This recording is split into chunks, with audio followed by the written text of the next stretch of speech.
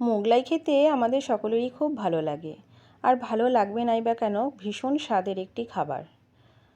তো মোগলাইয়ের জন্য আমাদের কিন্তু বেশিরভাগ সময় ওই বাইরের দোকানের উপরেই ডিপেন্ড করে থাকতে হয়, কেননা বাইরে আমরা এগুলো খেতে বেশি ভালোবাসি। তো বাড়িতে এটা কিন্তু খুব সহজেই বানিয়ে নেওয়া যায় যদি প্রসেসটা একবার জানা থাকে। প্রসেস জানা থাকলে যে কোনো জিনিসই বাড়িতে নিজের ইচ্ছে মতো বানিয়ে খাওয়া যেতে পারে, এবং সেটা কিন্তু স্বাস্থ্যসম্মতও হয়। তাই চলো আজকে দেখে নিই বাড়িতে কীভাবে খুব স্বাদের এই মোগলাইটা বানানো যায়। তো এবার বানিয়েছিলাম চিকেন মোগলাই। তো চিকেনটা প্রথমে ম্যারিনেট করতে হবে একটু নুন, গোলমরিচের গুঁড়ো আর পাতিলেবুর রস দিয়ে। এটা বাইরেও রাখা যেতে পারে, আবার ফ্রিজেও ম্যারিনেট করে আধ ঘন্টা থেকে 45 মিনিট রেখে দিতে হবে। এবার রসুন আর পেঁয়াজগুলোকে একদম কুচি কুচি করে কিন্তু আমি কেটে নেব। এখানে 2-3টে লঙ্কা অ্যাড করা যেতে পারে, কিন্তু যেহেতু বাড়িতে বাচ্চা আছে তাই লঙ্কাটাকে কিন্তু আমি বাদ দিয়েছি। বাড়িতে ঝাল খেলে এই 3-4টে লঙ্কা এভাবে পেঁয়াজ রসুনের মতো কুচি কুচি করে দেওয়া যেতে পারে। একদম কুচি কুচি হয়ে গেলে কড়াইতে সামান্য একটু তেল দিয়ে, এর মধ্যে সামান্য একটু নুন দিয়ে রসুন আর পেঁয়াজ কুচিগুলো এর মধ্যে অ্যাড করব।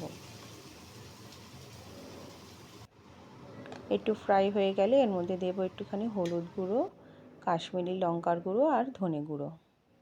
খুব ভালো মতো ফ্রাই হয়ে গেলে ম্যারিনেট করা চিকেনের পিসগুলো এটার মধ্যে দিয়ে দেব।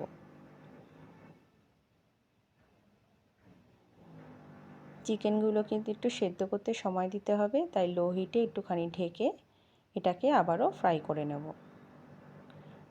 পুরোপুরি ফ্রাই হয়ে গেলে, চিকেনটাও সেদ্ধ হয়ে গেলে নামানোর আগে সামান্য গরম মশলা দিয়ে এটাকে সাইডে রেখে দেবো একটু ঠান্ডা হওয়ার জন্য, কারণ গরম গরম এটা কিন্তু ব্যবহার করা যাবে না।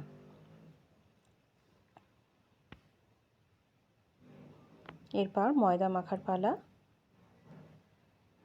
ময়দার মধ্যে আমি একটুখানি জোয়ান দিয়েছি, কারণ জোয়ানের স্বাদটা আমার কিন্তু খুব ভালো লাগে আটা বা ময়দা দিয়ে যে কোনো খাবার বানাতে গেলে। তো এরপর অ্যাড করব একটুখানি নুন, একটুখানি বেকিং পাউডার আর সামান্য পরিমাণ ঘি আর সাদা তেল। ঘিটা এর জন্য অ্যাড করেছি, ময়ামটা দেওয়ার সময় ঘিটা এইভাবে অ্যাড করলে ময়দাটা কিন্তু খুব নরমভাবে ভেতর থেকে মাখা হয়। এরপর আস্তে আস্তে জল অ্যাড করে ময়দাটার পুরো ডো বানিয়ে নিতে হবে। জলটা একটু আস্তে আস্তে অল্প অল্প করে ব্যবহার করলে এটা একদম পাতলা হয়ে যায় না। তো এভাবে ময়দার একটা ডো বানিয়ে নেব। খুব বেশি নরমও না আর একদম শক্ত তো নয়ই। বানানো হয়ে গেলে রেস্টে আধা ঘন্টা কিন্তু রেখে দিতে হবে, তাহলে এটা খুব নরম হয়ে যাবে। খুব নরম না হলে কিন্তু বেলা যাবে না। এরপর 2টো ডিম ফেটিয়ে নিয়েছি, সামান্য নুন অ্যাড করে এটাকে একদম স্মুথলি বানিয়ে নেব। লেচি কেটে এর মধ্যে একটুখানি সাদা তেল ছড়িয়ে দেবো, যাতে লেচিগুলো আরও নরম হয়ে যায়।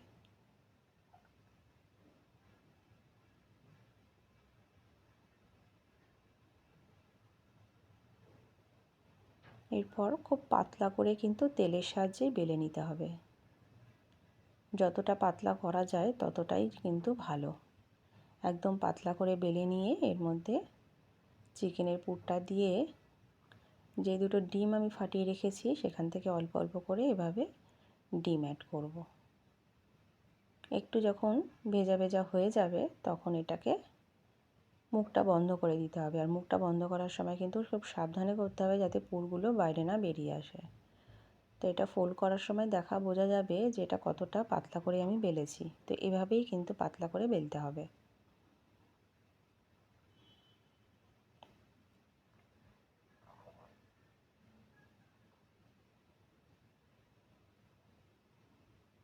মোগলাই কিন্তু রেডি হয়ে গেছে। এবার শুধু ফ্রাই করলেই পুরো মুচমুচে মোগলাই একদম হাতের সামনে রেডি। ফ্রাই করার সময় কিন্তু অবশ্যই একদম লো হিটে এটা ফ্রাই করতে হবে। যতক্ষণ ধরে ফ্রাই হবে ততক্ষণ হিট কিন্তু লোই রাখতে হবে, নাহলে ভেতরটের যে ডিমের পুরটা দিয়েছি ওটা কিন্তু কাঁচা থেকে যাবে। এরপর লাল লাল করে ফ্রাই হয়ে গেলে তেল থেকে তুলে নিলেই মুচমুচে মোগলাই একদম রেডি।